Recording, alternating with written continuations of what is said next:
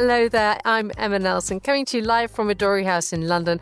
This is Monocle on Saturday, and coming up on today's programme, we have a look at the week's news and culture with Charles Hecker, political analyst, upcoming author. Chuck, good morning. What have you spotted? Good morning. The world's two most sanctioned countries are now cooperating militarily. Russia and North Korea are fighting together in Ukraine. And then also see if we can get the French to really love British food. Thank you, Chuck. Then.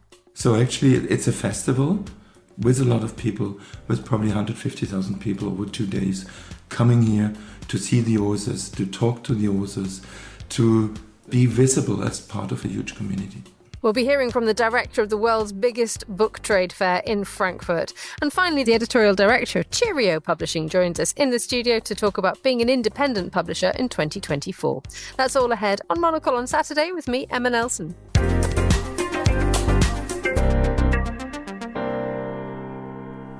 And the warmest of welcomes to you and also to Chuck Hecker, political analyst, upcoming author of Zero Sum about the international business in Russia. Good morning, Charles. We have the thing. Can we just go with Chuck? We can go with Chuck. Thank you, because it's Saturday and we're fine. And I love the fact that we've billed you as an upcoming author, because that sounds as if you're sort of a little bit green and a little bit new to the game, whereas we know... You're not green. You're not new to the game at all. Well, I'm probably a little bit too long in the tooth to be called green at anything, except that this is my first book, and Book World is still new to me. It's marvelous. It's mysterious. I'm feeling reasonably comfortable as a resident of Book World, but there's lots to learn. You've been in Book World this week, haven't you? What have you been? It's all been book. Yeah, it is book from sun up to sundown because the release is in about a month, and so there's publicity to be done, and there's articles to be written, and there's interviews to do, and just a bit of the whirlwind before it all sort of hits the ground. How exciting! How does that sort of manifest itself? Like interviews to do. What's the publicity surrounding it? Because for the lovely thing about Chuck, is that he is phenomenally clever, phenomenally knowledgeable, brilliant. But there is a gentleness to Chuck, and there's a sort of he's a real gentleman and very self-effacing. And I wonder how you feel about going out there saying, "Look at me and my amazing book." You're being very kind, Emma, and thank you very, very much for this. If we're being completely candid, it is an entirely out-of-body experience.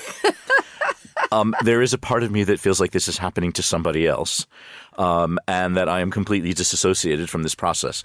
For 27 years, I was a geopolitical risk consultant and a Russia person, and now I'm sort of shedding a layer of skin and growing a new one, and it's not entirely sort of comfortable on my body yet. And so I am feeling like this is something completely foreign, and I'm just sort of gradually beginning to understand that, yes, this is happening to me, and that at the end of the day, I'm going to have to do all the work, so I might as well get busy. And it is actually phenomenally exciting to place yourself in that position. I mean, it might scare as my mum would say, it might give you the willies, but it might actually give you the most exciting, thrilling thing to do. And there is something gorgeous about moving forward and doing something massively out of your comfort zone, which will actually take you to somewhere fun. It makes you feel alive. I will absolutely say that. It is exhilarating and terrifying in equal doses. Congratulations. We look forward to it. Thank you. Right. Okay. Let's have a look at what you've been spotting while he's not been being Charles Hecker. Which is quite fun. We're going to have to make a movie being Charles Hecker. While he's not being Charles Hecker, Chuck has been looking at the papers for us.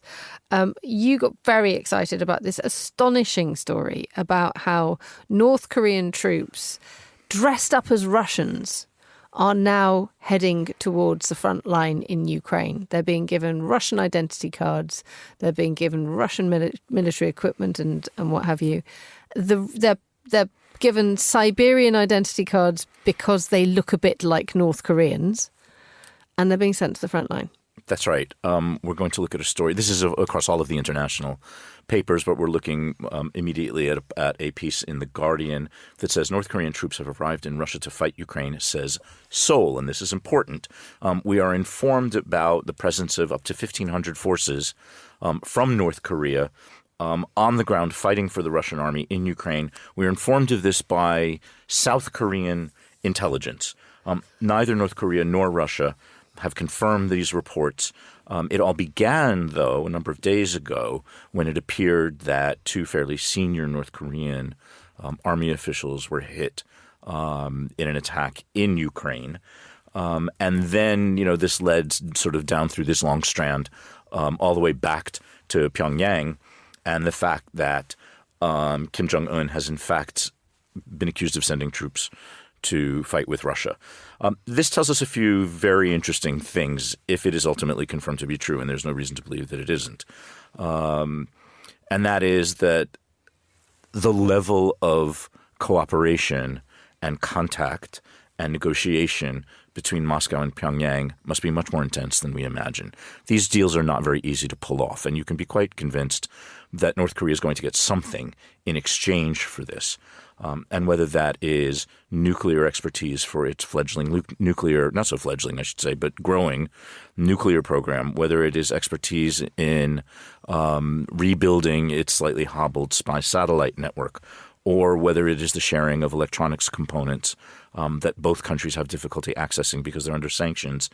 There's a lot of work going on between Moscow and Pyongyang right now, and this is the proof of it. It's an astonishing story to think that two countries, the great international pariahs, it makes total sense that they would get together, doesn't it? Well, that's right. I mean, there are very few other countries left for Moscow and Pyongyang, for Russia and North Korea to talk to. And so they talk to each other. They are joined by Iran, periodically another international pariah and heavily sanctioned country. And, there are active efforts on behalf of all of these countries to try to knit together a resistance to what they see as a hostile Western-led system. Throw China in for good measure, which is North Korea's dominating and dictating sort of senior uncle, and relations back and forth between Moscow and Beijing. And you can see how when these countries are in need, they are each other's only reliable partners. There's an article in the New York Times from early on this week which talks about what this means for North Korea. And it mentions the fact that Moscow, the Soviet Union, helped North Korea fight the Korean War 7 decades ago by supplying weapons and pilots. That's the last time that North Korea saw military action. And the New York Times article, which is absolutely brilliant, it's written by the Seoul reporter Cho Sang-hun, talks about the fact that this isn't just helping Russia, and we'll come to that in a minute because it's obviously going to really boost the troop numbers to go into the meat grinder, but it also gives North Korea a taste of war, and it's been longing to do this. That's right. This is an interesting puzzle, and that is that North Korea is armed to the teeth. And hasn't fought a war since the 1950s. It's all dressed up and got nowhere to go. Precisely, which is one of the reasons why it has lately also been a fairly reliable supplier of weaponry. Prior to manpower, North Korea had begun supplying weaponry to Russia because they have all of this hardware laying around gathering dust. And so it is a heavily armed, nuclear-tipped ballistic missile experimenting country kind of itching for something to do with all of this kit. It's incredible. And it talks also about the fact that when North Korea has sold weapons to countries at war, they send personnel as well. So are we now looking at a sort of a military setup that when one country calls upon another country, they don't just send the military kit of parts, they actually send the soldiers to go and fight the war as well. I mean, this would massively change the way that wars are fought. Yeah, at the very least, military kit comes with training staff and implementation staff and sort of escorts, if you will. And that's been the case to a certain degree with the weaponry that has been supplied to Ukraine, for example, from Western Europe and from the United States. Personnel goes with that kit up to a certain point, not up to the front lines. And to a certain degree, Ukrainian soldiers have been training, particularly Ukrainian pilots, have been training in the West to learn how to use Western equipment and especially the promised F-16s. So yes, there is an accompaniment that goes along with these sort of shipments. More importantly, in the case of Russia and North Korea, Russia's having difficulty recruiting. And so this is a potential source, as you said, of meat for the meat grinder. Every time Russia calls up another sort of demographic patch, it gets harder and harder. And North Korea seems to be willing, at this point at least, to send at least 1,500 soldiers. Tell us what this could mean for Russia. It's a dangerous move. This is, the reaction in the West has been, how can we sit by and let another country continue to strengthen Russia's arsenal against Ukraine and remain in the Ukrainian view of things, sitting on our hands. The United States has guaranteed another package of funding up in the neighborhood of $420 billion. But I think it's 420 million. 420 billion sounds a bit excessive. Forgive me. And so what this means for Russia is that, first of all, the war will carry on. Putin will continue to pursue this war with fresh personnel for as long as he can. And while Western Europe wavers a little bit on hardware, and while the United States wavers a little bit on allowing Ukraine to shoot Western weaponry more long range into Russia, this just means that Russia's got a new vein to tap into of supply and expertise. Let's move on to the other main focus of conflict at the moment in the world, which is the Israel-Gaza conflict and the death of Yahya Sinwar this week. Can I tell you something? When I heard that Yahya Sinwar had been killed, it did not cross my mind for one moment that this would stop the fighting. And I wonder whether I was the only one who believed that, because we've now had the UK and Germany and the United States in the last 12 hours saying, right, now this is the moment when we stop. But when you recognise that every leader of Hamas has been killed by Israel and it has never stopped them, you do think that this is going to change much at all. But what are your thoughts on that, and what are the rest of the press saying? Yeah, I think you're absolutely right. And so this is another story and pieces of analysis that are across the international media today in print and everywhere else. And I think you're right, Emma. There is, the people who are surrounding this conflict rather than the parties who are engaged in it. But the actors around this conflict are saying this is the moment, this is the inflection point, that the assassination of Yahya Sinwar was the number one goal of the IDF and of Israel in Gaza, and they've done it. So let's take a moment and reflect. Hamas and Israel both have said that the war will continue. Benjamin Netanyahu, the Prime Minister of Israel, used the expression full force and full strength to describe his ongoing commitment to the war in Gaza, showing no signs of dialing back the conflict. I mean, certainly negotiations will carry on in parallel. Anthony Blinken will be coming back and forth from the United States once again to try to bring the parties closer together.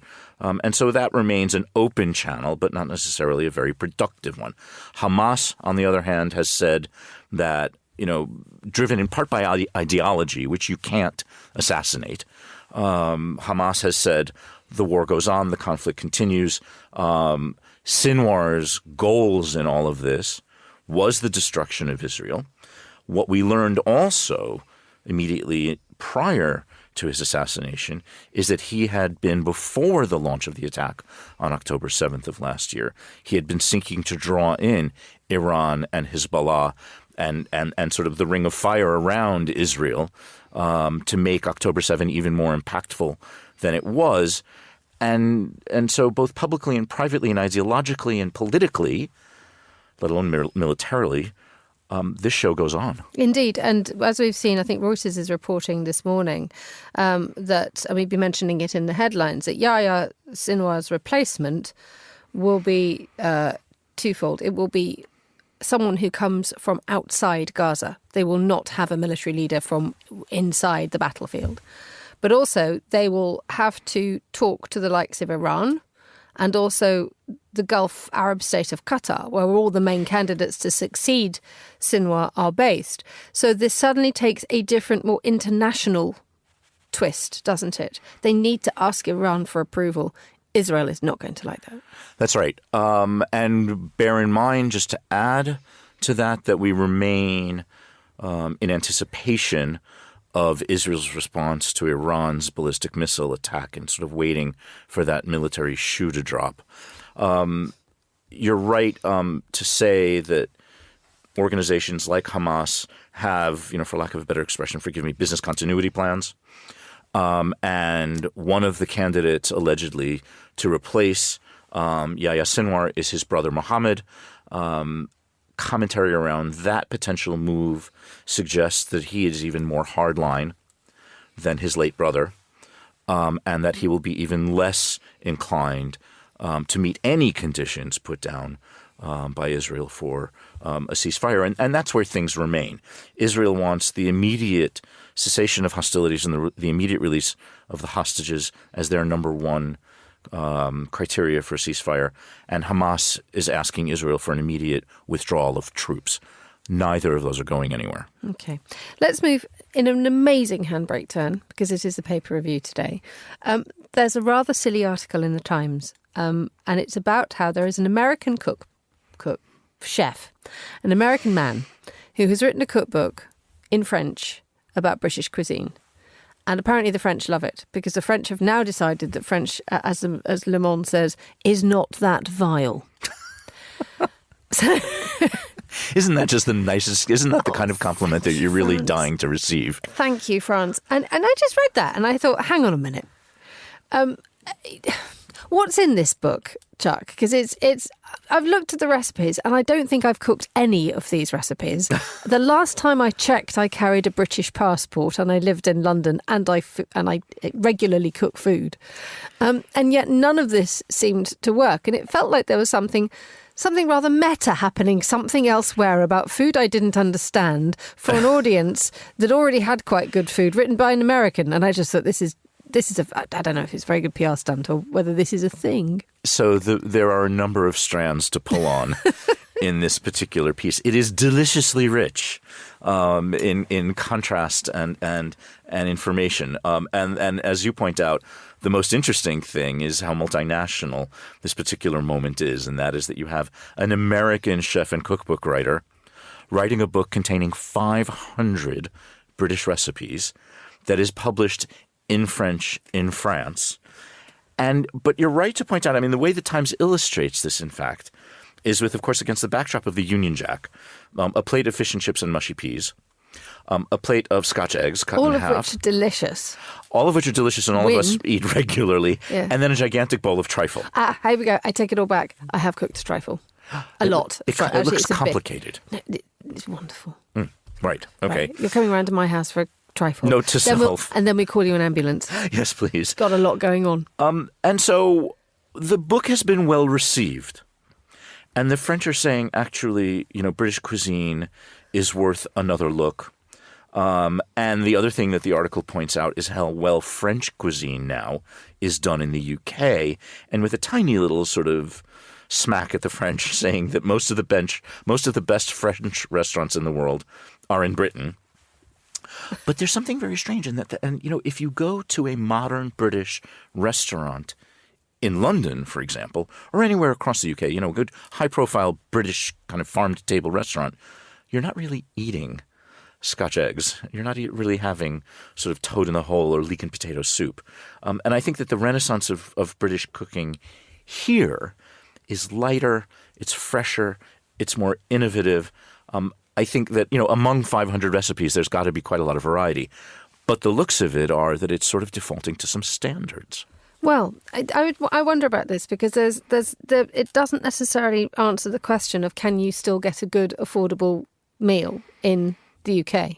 And that question still has to be answered. And I wonder whether the French actually still do this better than anybody else. That you walk down the street and 9 times out of 10 there will be a bistro that will probably not sell you the most imaginative recipe, but what it will do is it will give you the plat du jour, which will be fresh, it will be under €20, and you will eat well that day.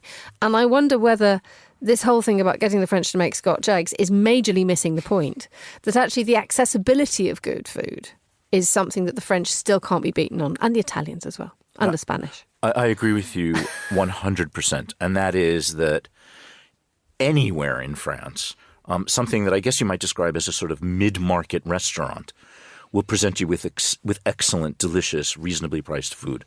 And that middle market here has been industrialized and completely driven out of all of its flavor and taste. And you're either going and getting something cheap and cheerful at an ethnic hole in the wall, or you're having to fork out a mortgageable sum of money to get a good, decent meal. You're quite right. This is why Charles and I don't go out for dinner together, because it's silly.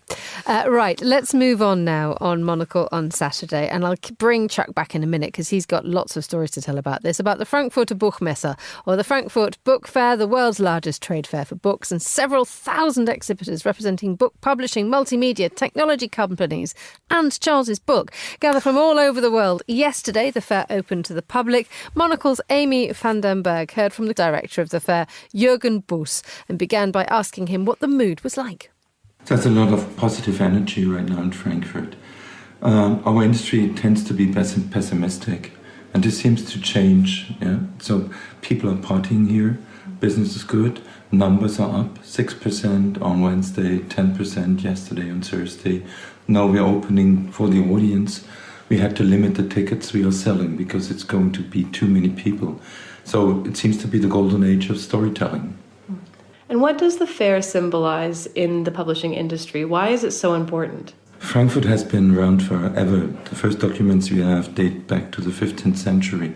So we are sort of the grandmother of all book fairs worldwide. And we have to be relevant for the industry. People from more than 100 nations come here and they all exchange ideas, how the publishing world is going to look like, what do the authors want to say to the readers, yeah? What are the new trends? What's happening in AI, what's happening in audiobooks, what's happening with the film industry. So I think if you want to be part of this industry, you have to come to Frankfurt. What are you seeing that readers are hungry for right now? What are people looking for in books, fiction and nonfiction? Readers are looking, on the one hand, for answers. So we find very political books deal with me as a reader, as an individual. Where do I stand in society? Yeah, we see threats all over. The economy is not good. We have political challenges. We have wars. Yeah, it's a terrible situation. So on the one hand, we're looking for answers, and on the other hand, when I'm talking about new adult, we're looking for escapism. Yeah, we want to be entertained. Yeah, we want to have fun as well. But there's no solution to this. So books give answers, they ask answers, and they entertain. This week has obviously been more industry meetings and for, publishers and agents and editors. What is this weekend for, and what can visitors expect from this weekend? I think the weekend is very important to us. Yeah? On the one hand, every year we have a guest of honor. This year it's Italy. And it's showcasing its culture, it's showcasing its authors, it's showcasing its music, all arts, film, everything is presented to the audience. So if you want to have a look into Italy, what's happening now in Italy, in modern culture, but also deeply rooted in this history. Yeah? So there's Italy on the one hand. On the other hand, we talked about this new fan. Yeah? We talked about new adult titles. But this is also about people and being part of a community. So this new young adult community is going to celebrate itself. It's going to party here. They want to exchange ideas. And they want to be seen as well as an identity, as a community. So actually, it's a festival, yeah, which celebrates itself in this festival. With a lot of people, with probably 150,000 people over 2 days, coming here to see the authors, to talk to the authors, to be visible as part of a huge community. That was the director of the Frankfurt Book Fair, Jürgen Boos, talking to Monocle's Amy van den Berg there. But Chuck, your publisher has been wearing out their shoe leather, trying to promote you, dare I say, to an international audience. That must be wild and good fun and very exciting. I wish I was there in person. This is really, though, a professional event. It's a trade show. There are days and events that are aimed at the public, and the public can attend for ticketed events and things like that. But one of the primary goals of the Frankfurt Book Fair is for books in one language to strike deals to be published in another language. And so my publisher, Hearst Publishers, is at the Frankfurt Book Fair with their stable of books that are coming out now in English, and they are going around to the stands and the offices and the representations of French and German and Italian. I mean, just everyone is at Frankfurt, as we've heard, and looking for foreign rights and for deals to see their books published in another language. Quick question, actually. Your book is about Russia. Is it going to be published in Russian? That's a bit tricky right now because of sanctions. Yes. And if it can come out legally in Russian, that's something that I would support, and the publisher is looking into that. It's tricky at the moment, and if it's published in Russian, that doesn't necessarily mean that it's going to be published in Russia. So a fine line to walk there. Good. Thank you very much indeed for that. Well, let's stick with publishing and books and film too. Cheerio Publishing is an electric and independent publisher of books and films, aiming to bring unusual work to a mainstream audience, and in the spirit of Francis Bacon himself, seeks to intrigue, disturb and thrill. Joining me now is the editorial director of Cheerio Publishing, Darren Biabowe Barnes. A very warm welcome to Monocle Radio, Darren. Good morning. Tell us about the Francis Bacon connection, because there is an awful lot of Francis Bacon imagery, and you're like, hang on a minute, we need to work this one out. Explain it for us. So Cheerio was founded in 2020 by literary agent Claire Conville and author and curator Harriet Viner, who both have sort of connections to the Bacon estate. And the idea, I think, initially was to put on an exhibition featuring, sort of artists, writers, musicians, filmmakers, all of whom were kind of influenced by Bacon's eclectic, intriguing and disturbing approach to painting. Lockdown put paid to that. So instead, what we decided to do was to set up a publishing company, and we've been here ever since. How did you get involved in this? So I was a freelance editor who made the move to full-time about a year ago. And yeah, I mean, it's been one of the most sort of joyous and exciting opportunities of my publishing career, I think. So tell us about Cheerio then, what it does, apart from, so it draws on the spirit of Francis Bacon can be quite dark and quite probably it's not a straightforward path. It commands exploration and it commands questions. So what does that do to try and shape what you do, or what Cheerio does? It's a really amazing question. I mean, Francis Bacon, I think, he's currently on at the National Portrait Gallery, and I think that what's amazing about Bacon's work and what is often sort of forgotten about his paintings is that not only was he an autodidact, he didn't go to art school, but his work transformed massively over the course of his career. I mean, the paintings that are currently hanging at the MPG, sort of much more conservative, much more tender, much more sort of feeling. And so I think that, as well as the screaming popes, as well as the darkness, the bleakness, the purple and black that we associate with some of those most famous Bacons, there is quite a lot of emotional and intellectual depth to what he does. And I suppose we aim to publish books that carry some of that emotional depth. Tell us about the books that you published then. So the first book we published was titled Bacon in Moscow and was by the art dealer James Birch. Yes, the Russia connection. Charles has just got very excited. Not published I'm clicking in Russia. as we speak. He is. He is listening to you because he's actually trying to find the book online. It is fantastic. The audiobook is very good as well, read by... Maybe don't start that while we're on air yet, Charles. And yes, so in January next year we published the follow-up, which also by James Birch, which is called Gilbert and George and the Communists, which basically sort of tells the story of James Birch taking Gilbert and George following the Bacon show to Soviet Russia, which is on its way out, and then to communist Maoist China, which is very much in the ascendancy. I mean, the idea of taking two of perhaps the most subversive figures in British art to communist China is on paper very, very amusing. And the book is fantastic. I mean, Yeah. And how much does this sort of what Bacon stood for and what his values were form your decisions? I mean, you talked a couple of things, mentioned about the fact that the books that you have published have been about Bacon and connected to Bacon, but it's not just about that at all, is it? You publish an enormous gamut of really different creative public books and indeed films. So, I mean, I know we're going to talk about independent publishing, and I was going to say there's sort of independent publishing and then there's independent publishing, in that we are an independent publisher, but not of the kind of profile or Faber type, which is really fun, actually, because it means that we can acquire kind of by committee, which means that our list is very broad, very diverse, and reflects the interests of each of our staff members. We're a team of about 4 people.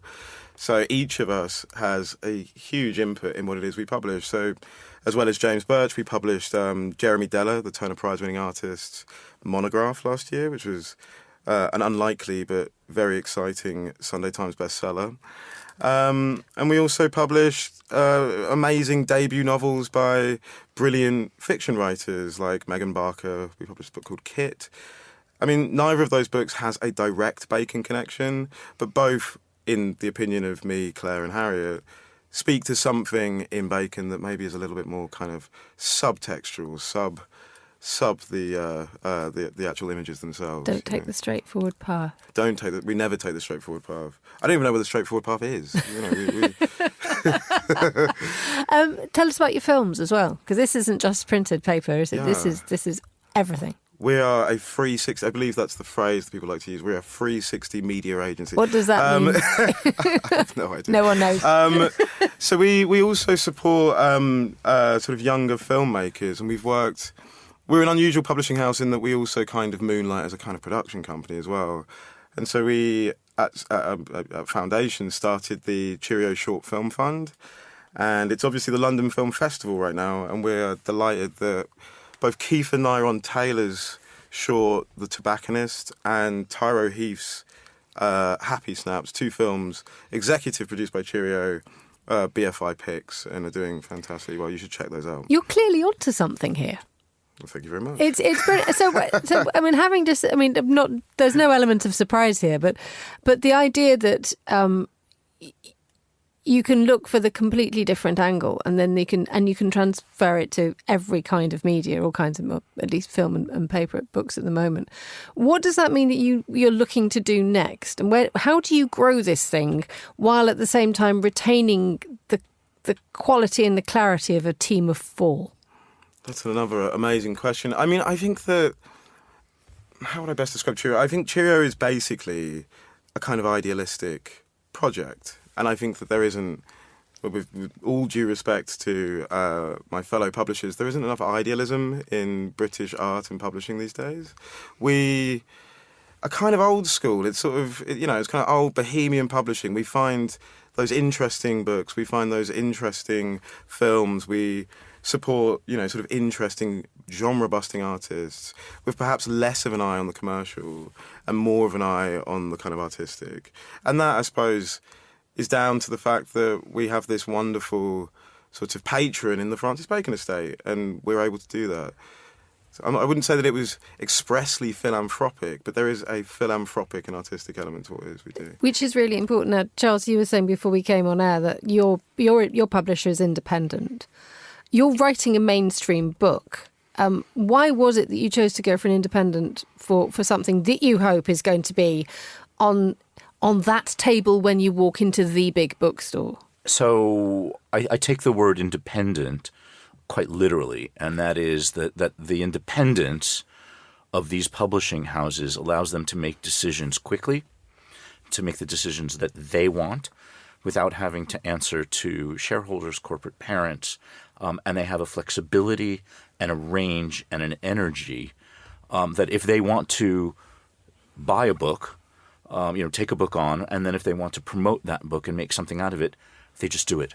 And that's just been great. And it's wonderful to meet 2 people who are working in an industry which is thriving, because for so many, nowadays the whole world is going to big corporates and they're being subsumed into anonymous companies. Everything from, the pint of milk that you buy to the shirt that you buy is operated by an enormous company. I mean, how hard a fight is it for you to retain that independence, or is that just part of what you do? I mean, I think the fight is less about sort of retaining independence. I think we're blessed at Cheerio that will always be the spirit and the case and the sort of structure. I do think that the fight is actually much more when it comes to sort of retailing the books and getting the attention. So we've done fantastically well getting the word out about our titles.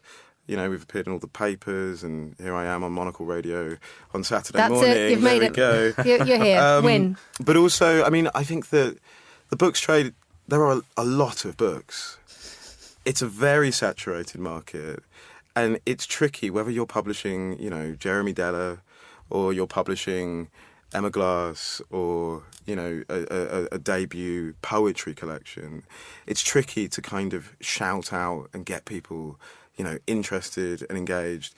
And so one of the things that we've been really careful to do and really considered about is forging relationships with booksellers and putting on live events. And Frankfurt is one example, but I think, Edinburgh, Bath, Cheltenham, but also all the kind of tiny indies, etc. We did fantastically well with Rough Trade. These are places, or the London Review of Books. This is how really, you get the attention on your work. This is how you get the book in front of those people. And this is what you're just about to embark upon, Charles, is that it's sort of the great publicity machine. How does it feel to be part of that now?